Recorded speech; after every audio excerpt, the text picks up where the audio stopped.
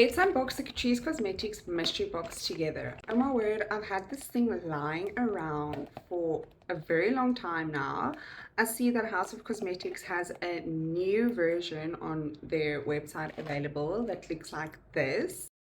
But I see that Take Lot also still has stock of this one. So let's see what is inside. I know that last time I was quite happy with the products that I did receive.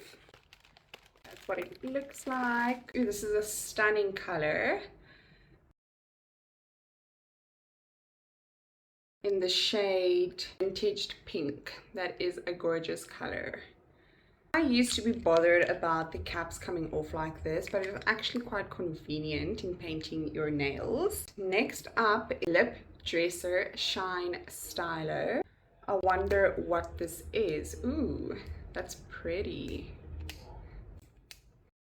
I'll like experiment and review this. And then there is this eyeshadow sticks, 12-hour lasting sweat proof. Ooh, mine looks a bit wonky, but there is that. Then we have this Catrice Ultimate Lip Glow.